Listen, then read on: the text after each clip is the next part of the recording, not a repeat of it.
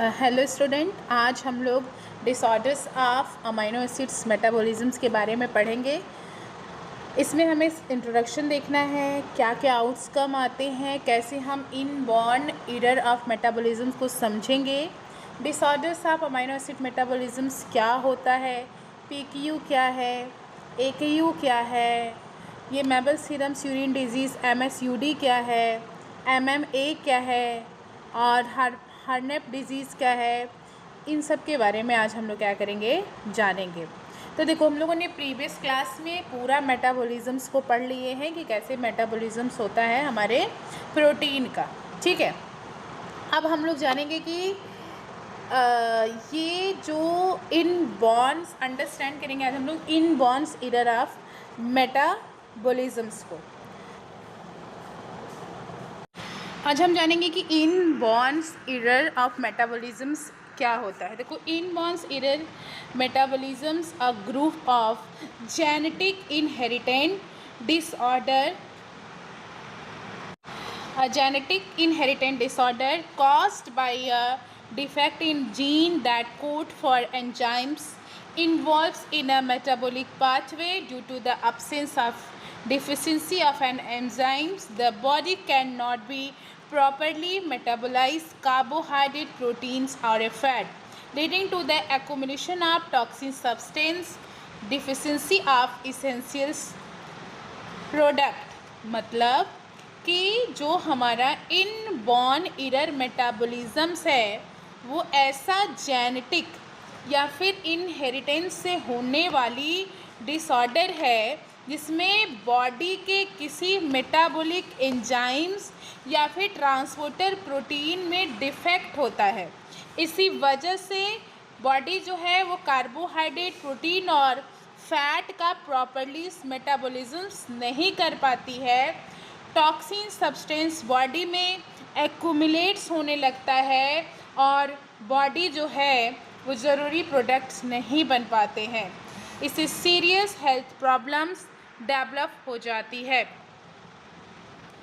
इनबॉर्न्स error metabolisms inheritant metabolic disorder gene mutation की वजह से एंजाइम्स की डिफिशिएंसी या फिर एंजाइम्स जब नॉन फंक्शनल के कारण होते हैं। इनबॉर्न्स एरर मेटाबॉलिक जेनेटिक डिसऑर्डर होते हैं। इसमें एंजाइम्स की डिफिशिएंसी के कारण नॉर्मल पाथवे ब्लॉक हो जाए और टॉक्सिन बॉडी में क्या होने लगता है, एक्यूमुलेशंस होने लगता है। अब हम देखेंगे कि किसने सबसे पहले इनबॉर्न्स एरर को एक्सप्लेन किया था। तो इनबॉर्न एरर ऑफ मेटाबॉलिज्म को कंसेप्ट को सबसे पहले एक साइंटिस्ट थे जिनका नाम था आर्चीबाल्ड एडवर्ड्स गोरेट, जिन्होंने 92 में दिया था।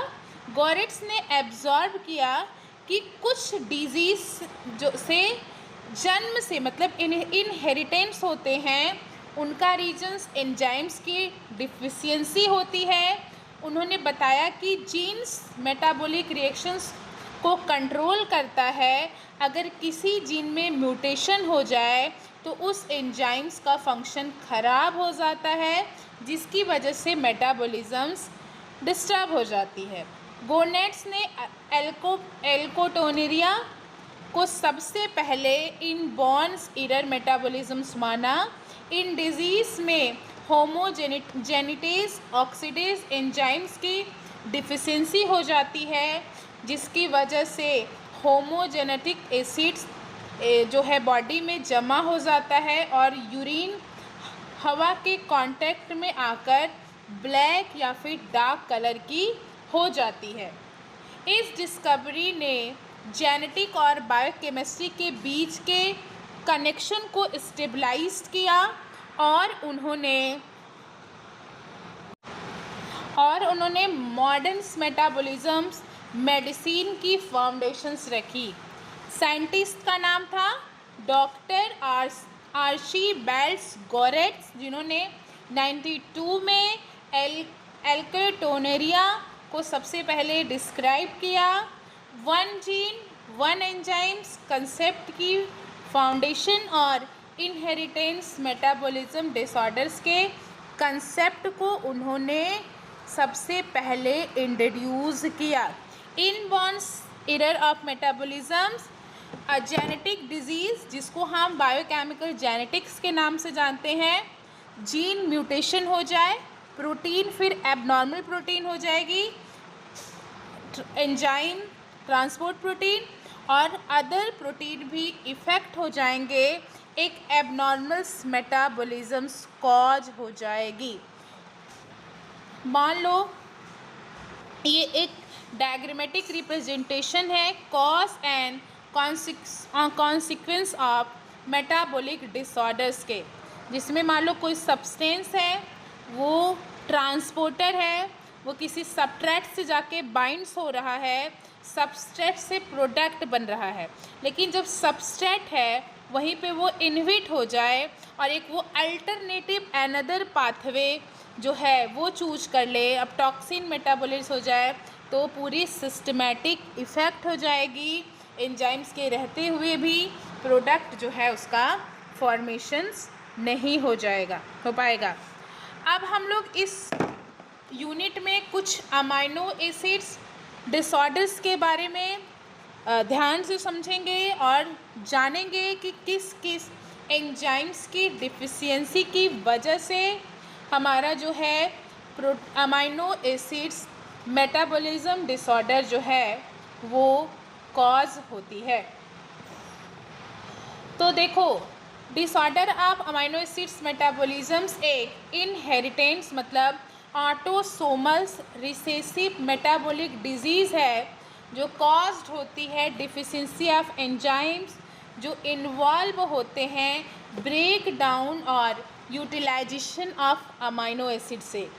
ये ऑर्डर्स जो है, ये डिसऑर्डर जो है रिजल्ट देती है एक्यूमुलेशंस ऑफ टॉक्सिन सब्सटेंस और डिफिशियंसी हो जाती है इसेंशियल्स प्रोडक्ट की। हमें पता है कि 20 कॉमन अमाइनो एसिड्स प्रेजेंट होते हैं प्रोटीन्स में, वो जो सिंथेसिस करते हैं वो डी नोवो सिंथेसिस करते हैं ह्यूमंस की बॉडीज़ में। हम इसको डाइट्स और कुछ इसेंशियल्स अमाइनो एसिड्स को सप्लाई करते हैं। हर एक अमाइनो एसिड्स कैटाबोलाइज्ड होता है किसी न किसी पाथवे से और फिर वो टीसी साइकिल्स में जाके कंप्लीट डिग्रेशंस होता है।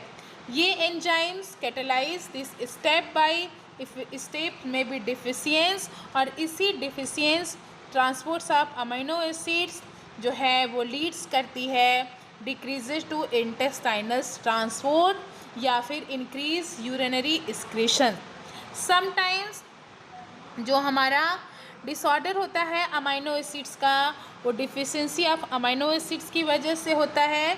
तो अब हम लोग उन्हीं के बारे में पढ़ना शुरू करेंगे, जिसमें फेनिल कीटोनूरिया सबसे पहला हमारा कौन सा है, फेनिल कीटोनूरिया डिजीज़ के बारे में हम जानेंगे। देखो, फेनिल कीटोनूरिया डिजीज़ जो है वो एक रेयर जेनेटिक मेटाबॉलिज्म्स डिसऑर्डर है जो inborn error of amino acid metabolisms के ग्रुप में आता है। ये disease basically autosomals recessive inheritance follow करती है, यानी बच्चे को डिजीज़ तब होती है जब डिफेक्टिव जीन माँ और पिता दोनों से इनहेरिटेंट होता है। जो हमारा PKU है वो बॉडी में एक एंजाइम जिसका नाम है फेनिल एलानिन हाइड्रोलेज एंजाइम्स की डिफिशियंसी की वजह से होता है। फेनिल एलानाइन अमाइनो एसिड्स को टायरोसिन्स में कन्वर्ट नहीं कर पाती, इसी वजह से फेनिल एलानिन ब्लड और टिश्यू में बहुत ज़्यादा एक्यूमुलेट हो जाती है और इसका टॉक्सिन इफ़ेक्ट स्पेशली ब्रेन और नर्वस सिस्टम पे पड़ता है। अगर इस पेशेंट्स का डायग्नोसिस और ट्रीटमेंट टाइम पर न किया जाए तो परमानेंट ब्रेन डैमेज और इन सेवरल इंटेलेक्चुअल डिसेबिलिटी देखने को मिल सकती है। फेनाकिटोनुरिया को डिस्कवर किया था सबसे पहले 1934 में एक साइंटिस्ट थे जिनका नाम था एब्जॉन फॉलिंग, जो कि एक फिजिशियन थे। उन्होंने 2 मेंटली डिसेबल्स बच्चों के यूरिन को एनालिसिस किया। उसमें एक abnormal chemicals phenyl pyruvic acid पाया। वो कंपाउंड फेरिक क्लोराइड टेस्ट में ग्रीन कलर प्रोड्यूस करता था, इसीलिए इस डिजीज़ का नाम फेनिलकेटोनुरिया रखा गया। क्योंकि यूरिन में फेनिलकेटोन प्रेजेंट होने से इस डिस्कवरी ने जेनेटिक मेटाबॉलिज्म डिसऑर्डर की अंडरस्टैंडिंग्स में एक नया चैप्टर स्टार्ट कर दिया था। न्यूबॉर्न्स स्क्रीनिंग प्रोग्राम्स की एक इम्पॉर्टेंस भी स्टेबलाइज्ड की थी। तो फेनिलकेटोनुरिया एक इनहेरिटेंस मेटाबॉलिक डिसऑर्डर है जिसमें फेनिल एलानिन हाइड्रोलेज एंजाइम्स की डिफिशिएंसी या एब्सेंस की वजह से होता है। इस एंजाइम्स की कमी के कारण dietary amino acids phenylalanine का नॉर्मल मेटाबॉलिज्म्स नहीं हो पाता है, वो टायरोसिन्स में कन्वर्ट नहीं होता है।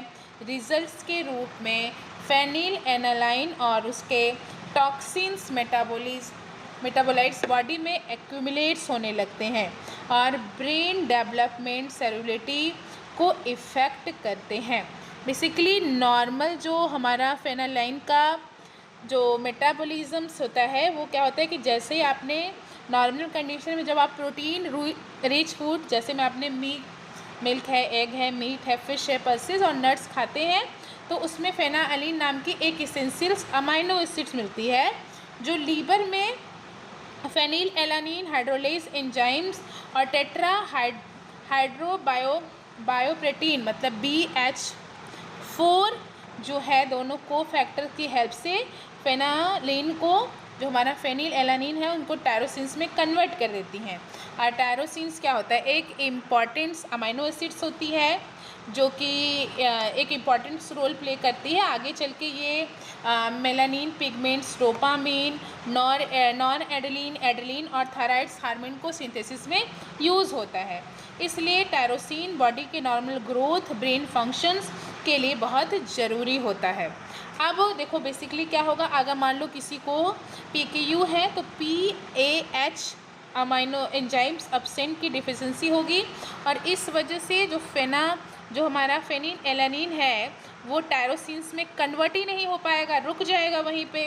और रुकने की वजह से फेनिल एलानिन की लेवल जो है वो क्या हो जाएगी, कंटिन्यूअस बढ़ना स्टार्ट हो जाएगी और बॉडी में एक अल्टरनेटिव दूसरा पाथवे जो है वो स्टार्ट हो जाएगा जिसमें जो है ये फेनिल पायरुवेट और फेनिल एसीटेट और फेनिल लैक्टेट जैसे टॉक्सिक फेनिल कीटोन्स जो हैं वो बॉडी में बनना स्टार्ट हो जाएंगे।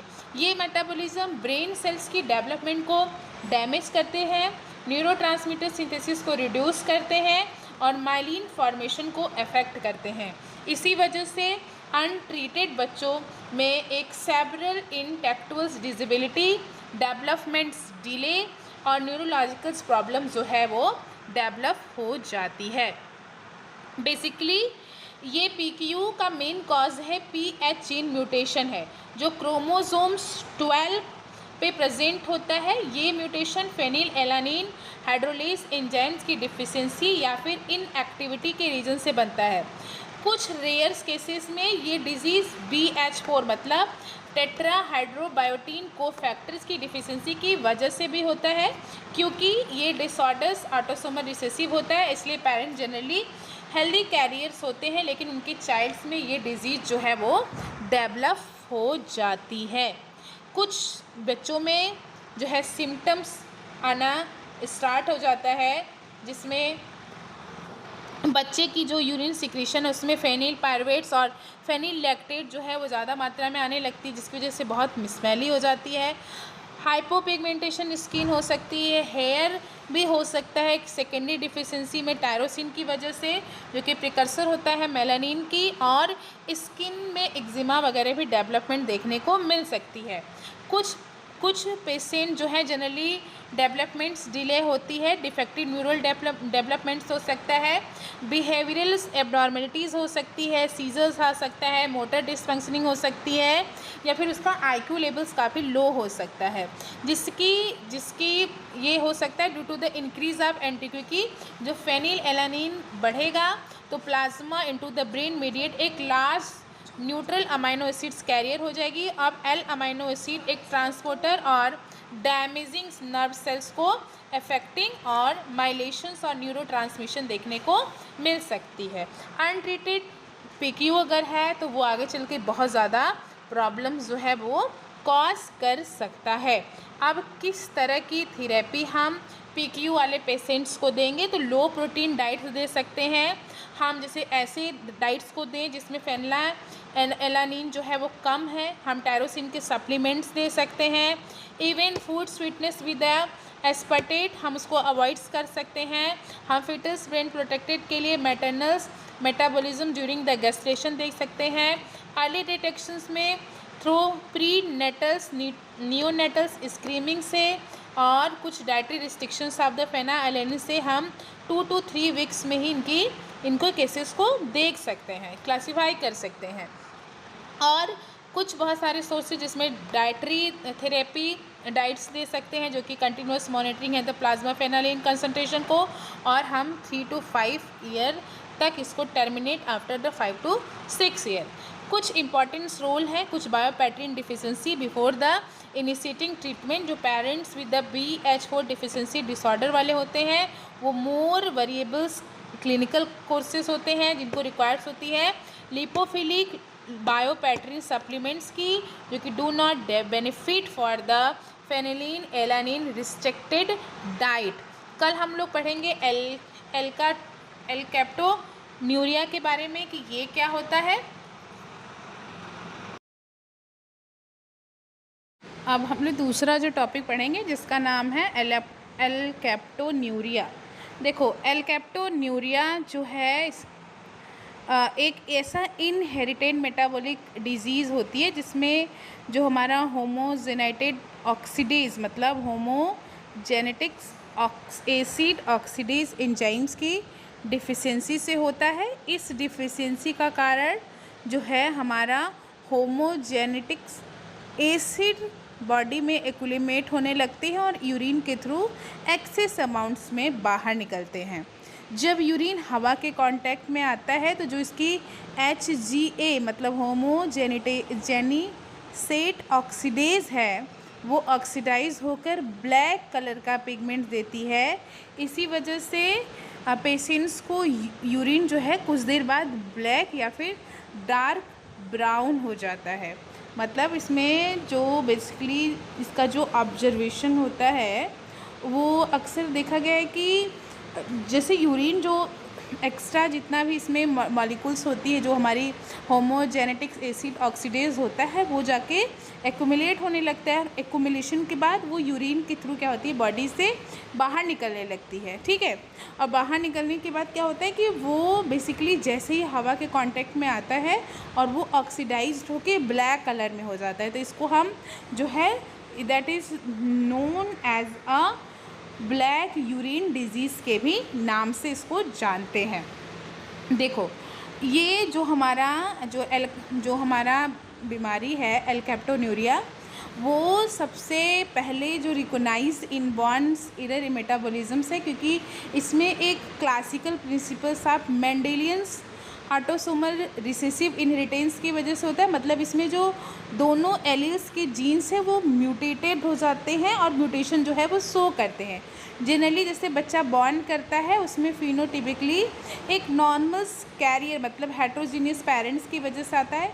फर्स्ट जो डिस्क्रिप्शंस ऑफ इसके बारे में जो सबसे पहली जो डिस्क्रिप्शनली केसेस आए थे वो एक 5084 में एक बच्चा स्कूल बॉय था जो कि बहुत हेल्दी एक्सक्रीटेड यूरिन था और जैसे ही वो करता था वो ब्लैक कलर का हो जाता था और जिसकी वजह से इसका नाम ब्लैक यूरिन डिजीज़ या फिर एबनॉर्मल ब्लैक पिगमेंट्स कहा गया, जो कि किसकी वजह से, और इसको हम जो है बेसिकली बेसिकली इसको हम एल के टॉप के भी नाम से जानते हैं, जो कि oxidize in the presence of air और एल्कलाइन मीडियम्स में जाके क्या हो जाती है, जो वाटर पिगमेंट्स होता है वो इनसॉल्युबल्स होता है। बेसिकली जो हमारा एल्केप्टोन्यूरिया होता है वो due to the deficiency of homogentisate 1,2 dioxygenase की वजह से होता है, जो कि इसको होमोजेनेटिक एसिड मतलब HGA में कन्वर्ट करता है और फिर उसके बाद ये किसमें, मेलाइनो एसीटेट में कन्वर्ट होता है। और एक इंटरमीडिएट फेनाएलेनिन टायरोसिन्स कैटाबोलिज्म्स होती है और ये प्रीडोमिनेंटली सिंथेसाइज होती है लीवर और किडनी में। मतलब हम कह सकते हैं कि जो हमारा एल्केप्टोन्यूरिया है वो एक इनहेरिटेंट मेटाबॉलिक डिजीज़ है जिसमें हीमोजेनिसेट ऑक्सीडेज एंजाइम की डिफिशिएंसी की वजह से होता है। इस डिफिशिएंसी की वजह से जो हमारी हीमोजेनेटिक एसिड HGA है वो बॉडी में एक्यूमुलेट्स होने लगती है और ये यूरिन के थ्रू बाहर निकलने पर ये क्या हो जाती है, एक्सेस बाहर निकल जाती है। जैसे ही हवा के कांटेक्ट में यूरिन आता है वैसे HGA ऑक्सीडाइज्ड हो जाएगी और वो ब्लैक कलर के पिगमेंटेशन को बना लेती है। इसी वजह से इस पेशेंट को कुछ देर बाद जो इनका यूरिन है वो ब्लैक या फिर ब्राउन कलर का हो जाता है। और ऐसा देखा गया कि ये एक autosomal recessive patterns of inheritance disease है। इसका मतलब डिजीज़ तभी होगा जब दोनों पेरेंट्स के डिफेक्टिव जीन मिलेंगे। अगर सिर्फ एक डिफेक्टिव जीन होगा तो जो है पेरेंट जो है वो कैरियर होगा और वो डिजीज़ नहीं होती है। डार्किंग ऑफ यूरिन का मतलब क्या हुआ, डार्क कलर की यूरिन का मतलब क्या हो गया इसमें, बेसिकली डार्किंग यूरिन का मतलब कि इसमें एंजाइम्स की कमी का होना। कौन सी एंजाइम्स की कमी के होने की वजह से, पहले तो जो यूरिन होगा वो नॉर्मल रहेगा, लेकिन जब वो हवा के कांटेक्ट में आएगा कुछ देर बाद वो डार्क या फिर ब्लैक कलर का होता है।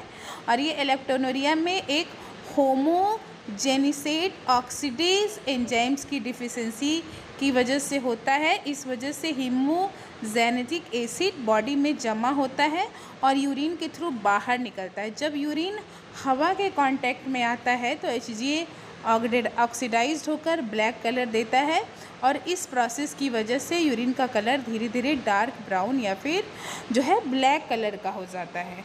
और ये मोस्ट कैरेक्टरिस्टिक फीचर है एल्केप्टोन्यूरिया की, क्योंकि इसमें जो डार्क या फिर ब्राउन कलर जो है वो ऑक्सीडाइजिंग ऑफ होमोजेनेटिक एसिड्स की वजह से होता है। दूसरा जो इसके में आता है, पहला तो डार्किंग इन यूरिन होगा। अब जो दूसरा होता है उसको बोलते हैं, अब दूसरा जो सिम्टम्स होता है उसका होता है हमारा ऑक्रोनोसिस।